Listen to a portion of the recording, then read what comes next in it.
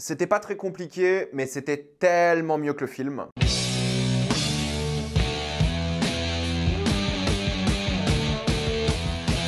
Monsieur et Madame Smith. Comme d'habitude, jusqu'à la minute indiquée dans le titre de la vidéo, il n'y aura pas de spoilers, comme vous êtes tranquille, après on va tout spoiler. Monsieur et Madame Smith, c'est l'histoire de deux espions qui sont choisis pour leurs compétences afin de créer un couple d'espions et partir en mission ensemble à travers le monde. Sauf que les choses se compliquent lorsque les deux individus tombent progressivement amoureux. C'est assez dingue ce que j'ai vu sur les réseaux sociaux en termes de déni de l'existence de cette série. Il y a plein de gens qui refusent de regarder cette série uniquement parce que le film existe. Oh non, ils vont gâcher le film, oh ils ont rien compris, oh le wokisme, oh c'est n'importe quoi, ils vont jamais rivaliser avec le film. Premièrement, le film marchait pour une seule raison, c'est que c'était deux acteurs qui vivaient leur tromperie sur le tournage d'un film qui allait sortir et c'est ça qui en a fait un carton. C'est le marketing autour du film, la tension sexuelle qui s'est créée sur le tournage et en dehors du tournage dans le film et c'est ça qui a boosté le film. C'est aussi comme ça que l'un des couples les plus iconiques d'Hollywood s'est créé. C'est ça qui a poussé le film en soi. Maintenant, si vous regardez le film, et je vais être honnête avec vous, je l'ai pas vu depuis un moment, mais soyons honnêtes, c'est pas ce qu'on appelle du grand art. C'est un film sympathique qui se regarde et en refaire une sorte de remake ou réadaptation de l'œuvre en mode série télé n'est pas un sacrilège, n'est pas un blasphème. Ils sont pas en train de refaire l'histoire d'un chef-d'œuvre. Ils sont en train de refaire une histoire plutôt banale, mais en long format cette fois-ci en série et honnêtement bien meilleur. Non pas que le film est mauvais, même s'il est pas terrible, soyons honnêtes, objectivement, ça reste un moment sympathique, mais je ne comprends pas pourquoi il y a ce boycott de la série qui s'est fait uniquement par nostalgie, uniquement par le fait que le film existe. En plus, c'est une série, donc l'histoire sera pas du tout la même, c'est ça aussi la vérité. Si c'est ça qui vous bloque, s'il vous plaît, enlevez-vous ça de la tête, ça ne devrait pas vous bloquer. Que vous n'ayez pas envie de voir la série, c'est une autre chose, mais si c'est à cause du film ou du wokisme ou des choses comme ça, arrêtez s'il vous plaît. À la base, je voulais pas en faire une critique de la série, parce que premièrement, je pensais qu'elle sortait épisode par épisode, semaine par semaine, mais non, tous les 8 épisodes sont sortis ce vendredi sur Amazon Prime Video. Les épisodes durent entre 45 minutes et 1 heure, il y a beaucoup de génériques aussi, je crois qu'il y a 7 minutes de générique par épisode, donc les épisodes sont un peu moins longs que ce qui est affiché. Et je voulais à la base en parler en critique multiple avec un titre plus aguicheur pour la simple et bonne raison que je voulais conseiller cette série à des gens. Là, juste en fait une critique à chaud, j'ai très peur que les gens ne cliquent pas et qu'ils aient pas envie de regarder la série et de la découvrir, alors que peut-être en critique multiple ça aurait motivé les gens. Bref, j'ai choisi d'en faire une critique pour une simple et bonne raison que j'ai grave kiffé.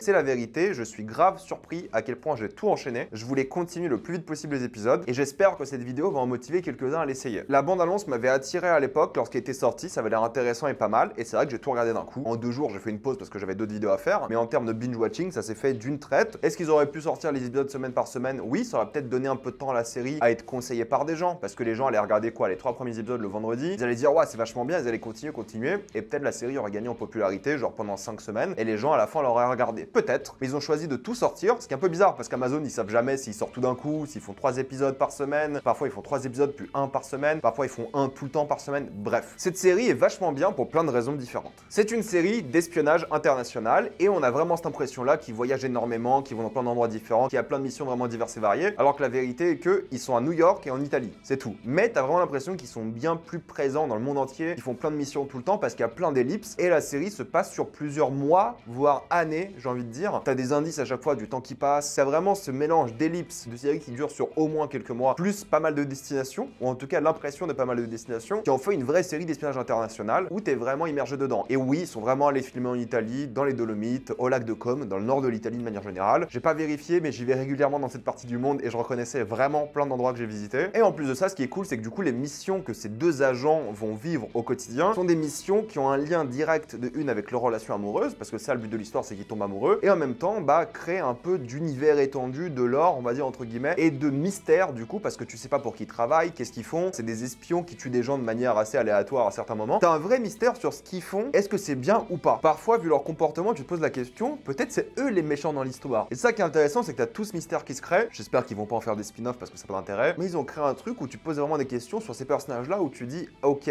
ils sont attachants, j'adore leur relation amoureuse, on en parle après, et en même temps, j'ai l'impression que c'est un peu des méchants à certains moments, et j'adore cet univers-là, j'adore les missions qui reflètent à chaque fois l'état de leur relation amoureuse, et ça, c'est super drôle, et en même temps assez dramatique, et avec plein de scènes d'action. C'est le mélange de tout ça, quoi. L'espionnage international, la relation amoureuse, un peu de comédie, un peu de drame, beaucoup d'action aussi. quand je dis que c'est une histoire amoureuse, c'est vraiment aussi une histoire amoureuse de manière importante. Ils vont avoir des problèmes de couple, ils vont essayer de se rabibocher, ils vont essayer de se remettre ensemble, ils vont essayer de vivre plein de trucs différents, ils vont tomber amoureux, donc il y a plein de choses qui se passent dans le couple, et en vrai c'est une histoire amoureuse surtout entre deux espions qui ont du mal à gérer leur vie d'espionnage, parce que lorsque tu es un espion, tu dois parfois coucher avec d'autres personnes, tu dois tuer des gens, tu dois passer du temps un peu en privé ou en inconnu, tu dois t'infiltrer, et avoir une relation amoureuse entre deux espions, c'est compliqué, et j'adore la manière dont ils parlent de ça. En même temps, ils vivent avec les traumas de leur passé, tu sais pas qui ils sont avant de devenir ces espions, et ils connaissent pas leur passé non plus. Il y a un côté existentiel à la chose, il y a un côté vraiment nouvelle identité qui fait table rase du passé. En même temps, ça pose problème dans un couple de rien savoir de ce qui s'est passé avant dans la vie de la personne. Il y a plein de trucs hyper intelligents, déjà en termes d'histoire, sur l'identité même d'un personnage, de qui on est, sur cette thématique existentielle qui est vraiment bien foutue, et en même temps la thématique du couple où tu te poses des questions, ok, je sais pas qui t'étais avant, je connais même pas ton prénom. Et ça, je trouve qu'ils l'ont vraiment bien foutu. Mais ils se rendent compte aussi un peu de l'ironie et du sarcasme qu'ont certains personnages et de l'absurdité de certaines scènes. Et parfois, ils font des choix de couple qui sont pénibles et qui sont énervants et ils sont agaçants. Et c'est ça qui est intéressant, c'est que t'as du mal à les détester, mais t'as aussi du mal à les apprécier parce qu'ils font des bêtises constamment. Ils ont une vraie maturité dans la manière dont ils parlent, dont ils discutent. En même temps, ils sont prêts à se flinguer l'un ou l'autre et ça crée une vraie immaturité, ce qui crée des personnages assez complexes et vraiment bien foutus que t'adores suivre. Tu sais jamais ce qu'ils vont faire au final, leurs émotions changent constamment parce qu'il y a beaucoup d'ellipses. La série se renouvelle constamment avec plein d'idées, que ce soit dans l'émission, dans les nouveaux personnages qui arrivent. Il y a un vrai festival de caméos. Chaque épisode, il y a au moins un acteur plus ou moins connu que vous connaissez ou de séries cultes ou de films cultes. Chaque épisode, il y en a au moins un que vous connaissez, c'est sûr. Que vous soyez grand cinéphile ou pas, ça vous dira quelque chose. J'en parlerai peut-être en spoiler un petit peu. Et chaque acteur qui ramène est bien intégré à leur univers et en même temps crée un épisode assez original. Chaque épisode, c'est plus ou moins une mission. Et ça marche du tonnerre parce qu'ils n'ont pas forcé sur la corde. Il y a que 8 épisodes. En termes de rythme, en termes d'histoire qu'ils ont raconté, c'est parfait quoi. Il en fallait pas plus, il en fallait pas moins. Je trouve que c'est vraiment solide et tu regardes tout d'un coup, tu veux pas t'arrêter. Parce que tu te demandes ce que sera la prochaine mission, tu te demandes comment elle va refléter sur le couple. En même temps, ça peut te poser toi des questions sur ton couple à toi, sur comment t'as grandi, sur qui tu es. C'est pas mal du tout. En plus de ça, il y a des beaux plans, que ce soit à New York ou en Italie, ils ont vraiment filmé ça de manière assez esthétique, je trouve. Il y a un vrai travail sur l'éclairage, c'est pas juste une série éclairée bêtement. Il y a aucune scène, je crois, filmée avec des lumières blanches basiques, comme dans la très grande majorité des séries. Il y a un vrai travail cinématographique dessus. Il y a pas mal d'idées de mise en scène, il y a pas mal de réalisateurs qui passent derrière, dont Donald Glover qui réalise en tout cas le dernier épisode qui est l'un des meilleurs de la série. Vrai travail sur la colorimétrie, c'est mortel quoi. T'as l'impression que la série a coûté super cher. Peu importe le budget, c'est une vraie série qui a de la gueule. Que ce soit avec les cascades, les scènes d'action, les courtes poursuites, ils ont vraiment tout filmé. Ça se ressent à fond, ça fait très authentique, très palpable et t'as l'impression d'être dans ces aventures avec eux quoi. C'est l'une des séries d'espionnage les plus fun que j'ai vues de ce point de vue là. Puis en termes de mise en scène et de composition des cadres, il y a toujours une histoire par rapport à leur relation. T'as des décors qui sont faits pour symboliser leur relation, t'as des regards, t'as des plans de caméra sur eux ou d'autres personnages qui sont faits d'une manière à te dire beaucoup sur la relation entre les personnages au moment même. L'action est toujours lisible, fun et assumée, sans être complètement dingue. Tout semble plus ou moins réaliste. Puis en termes d'acting, je trouve que Donald Glover et Maya Erskine sont géniaux. Ils ont une vraie alchimie, t'y crois à fond, parce que c'est pas le cliché de friends to enemies ou enemies to lovers ou un truc comme ça. C'est une relation qui semble plus humaine, plus complexe, avec des gens qui veulent tomber amoureux, mais en même temps c'est plus compliqué parce qu'ils ont des traumas, parce qu'ils ont des vices, parce qu'ils sont pas parfaits. Et j'aime beaucoup la manière dont c'est raconté, leur alchimie est dingue. C'est vrai qu'il y a une sorte de tension sexuelle à certains moments, mais c'est majoritairement une tension amoureuse. T'as envie qu'ils tombent amoureux, t'as envie qu'ils soient ensemble, mais en même temps tu vois les difficultés, c'est ça qui est fort. C'est beaucoup moins sexuel que certains penseraient, c'est plus intime émotionnellement et plus philosophique que beaucoup de séries avec ce genre de relation. J'adore la manière dont ils communiquent, j'adore la manière dont ils s'expriment, j'adore la manière dont sont écrits les dialogues. D'un côté t'as envie de les aimer, puis d'un côté t'as envie de leur mettre des claques, c'est super. Ils explorent leur psychologie, ils ont un vrai développement, c'est top. Oui, il y a des facilités en termes d'espionnage, que ce soit d'un point de vue scénaristique ou des incohérences, parce qu'il y a toujours un peu des difficultés à croire certaines choses dans les séries d'espionnage ou les films, mais franchement vous prenez pas la tête, c'est pas ça qui va gâcher l'œuvre, au contraire. Ça va aborder des thématiques sérieuses comme la solitude, les relations amoureuses évidemment, le côté existentiel comme je vous l'ai dit, l'identité, les obstacles des couples, et ça va créer des vraies choses qui sont difficiles à comprendre parfois, à accepter. Du coup la série a un vrai charme, elle est vraiment émouvante. Quelle est la place dans le monde de ces personnages-là? Et ça crée une belle œuvre assez émouvante qui est vraiment réussie. Est-ce que la série pourrait s'arrêter là et ne jamais avoir de suite? Oui, c'est vrai. Est-ce que j'ai envie de voir une suite et revoir ces personnages? Aussi. Pour conclure, Monsieur et Madame Smith, c'est une super série d'espionnage qui se prend au sérieux, mais qui a aussi des moments drôles, intimes, émouvants, touchants, qui a du charme, qui a été bien réalisé, bien shooté. Il y a des plans assez beaux et en même temps, il raconte beaucoup sur les personnages. Il y a plein de moments que je dirais pas forcément iconiques, mais assez mémorables. C'est une série que je trouve vraiment réussie, où tu vois que les gens se sont vraiment investis. Et c'est dommage que les gens se mettent le film dans la tête, oublier le film et donner une chance à la série. Je pense que vous allez vraiment kiffer. Ça ressemble plus à une série comme Beef, par exemple, qu'autre chose. Donc honnêtement, je vous conseille vraiment la série. C'est pas la série du siècle, mais je pense que c'est la meilleure série que j'ai vue en ce début d'année. Donc honnêtement, foncez dessus. J'espère que le fait qu'une critique à chaud ne dissuade pas les gens de cliquer sur la vidéo pour recevoir leurs recommandations. Mais bref, foncez sur cette série, elle est vraiment trop cool, sans encore une fois être la série du siècle. Maintenant, on va passer en spoiler.